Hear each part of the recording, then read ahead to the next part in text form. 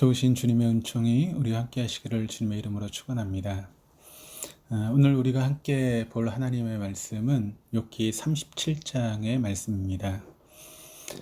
오늘 본문은 고난 속에 있던 욥에게 그의 세 친구들처럼 단순한 어떤 인과응보의 차원이 아닌 하나님의 교육 차원에서 바라보며 다가왔던 제3의 인물이었던 엘리후의 욥을 향한 이야기의 마지막 부분입니다. 엘리후가 지적하는 욥의 잘못은 하나님께서 영적인 유익을 위해 그를 고난 속에 있게 하셨는데 욥은 그것을 믿고 기다리지 못하고 오히려 자신의 결백을 주장하는 그런 과정 속에서 의로우신 하나님을 부당하다라고 정죄했던 그런 점이었습니다. 욥의 예기치 못한 고난은 그를 겸손과 회개의 자리로 이끌어가기 위한 유익한 고난임에도 불구하고 욥은 자신의 무죄함을 입증하기 위해 자기의 의를 드러내려다가 오히려 하나님께 불경죄를 범했다는 것이 엘리후의 요점이었습니다.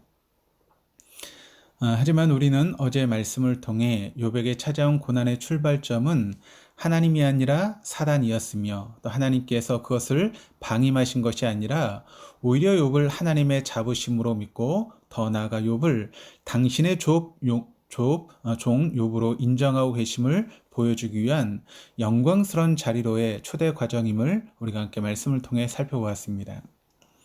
욥은 믿음의 사람이었습니다. 예상치 못한 고난을 만난 욥은 처음에는 훌륭하게 반응을 했습니다. 하지만 시간이 길어지면 길어질수록 또 친구들과의 논쟁이 깊어지면 깊어질수록 욥의 하나님께 대한 믿음은 옅어지며 또 그의 마음은 하나님께 대한 서운한 마음으로 채워졌습니다. 그러다가 마침내 자신의 죄 없음을 주장하다가 하나님의 부당하심을 지적하는 잘못을 범하게 된 것이었습니다.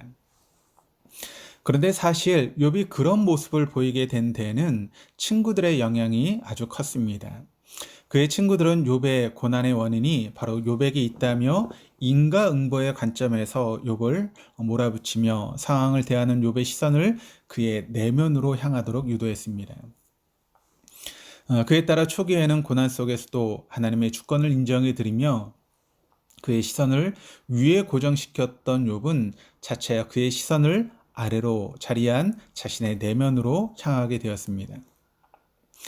자기라는 렌즈를 통해 그의 시선은 굴절되었고 하나님의 부당하심을 지적하며 자기의 의에 빠지게 하는 원인으로 작용했습니다.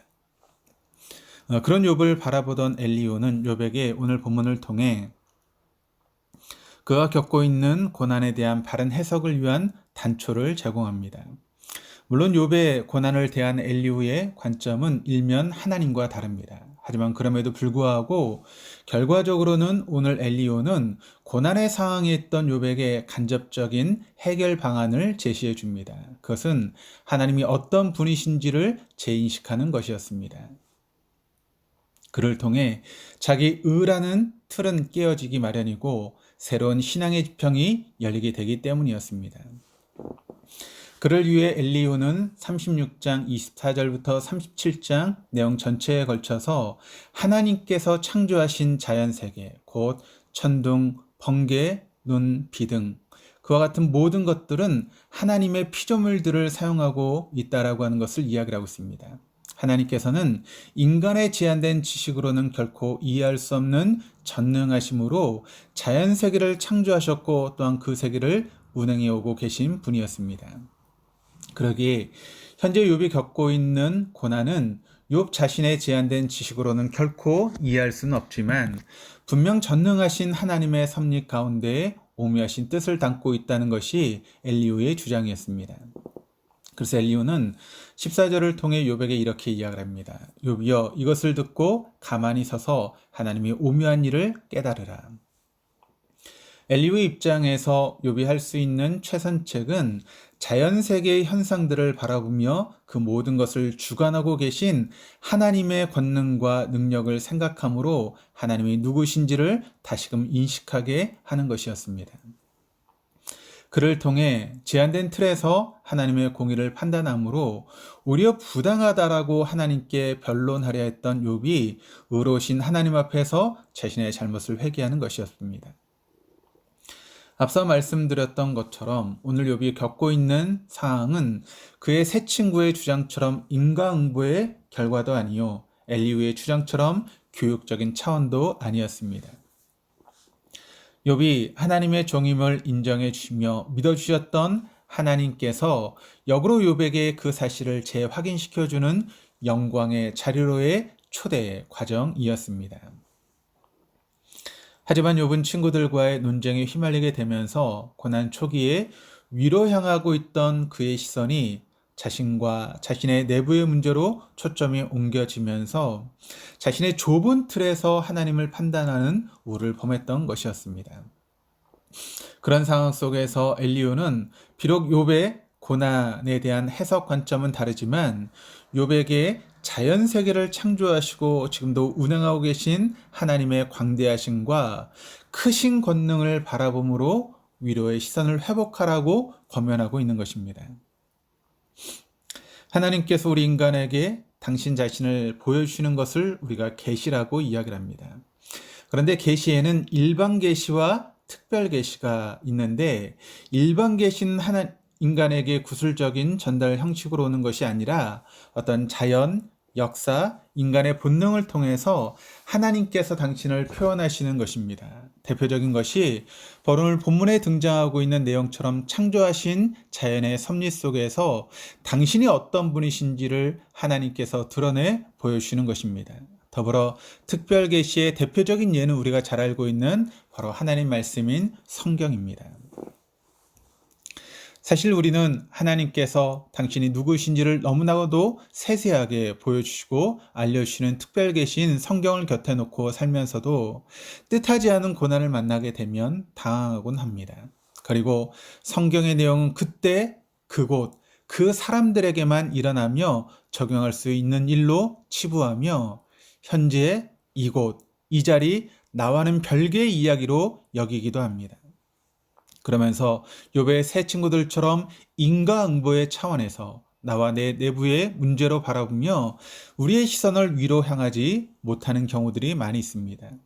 이럴 때 우리로 하여금 나라고 하는 좁은 틀을 벗어나 상황을 재해석하게 하는 통로가 되는 것이 바로 자연현상과 법칙을 통해 그 속에서 자신을 계시하고 계신 하나님의 광대하심과 전능하심을 발견하는 것입니다. 그를 통해서 우리의 시선은 나를 뛰어넘어서 위를 향할 수 있게 되는 것입니다.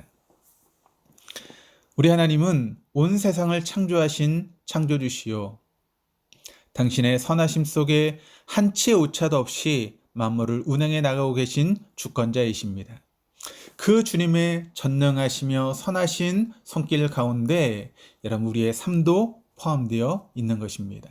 그러기에 마치 욥처럼 예기치 않은 고난에 처하게 될 때 그 책임을 우리 자신이나 하나님께 돌리는 영적인 어리석음을 범하지 않기 위한 방법은 자연의 섭리 속에서 하나님의 전능하심과 광대하심 그리고 측량 못할 하나님의 지혜를 재발견하는 것입니다.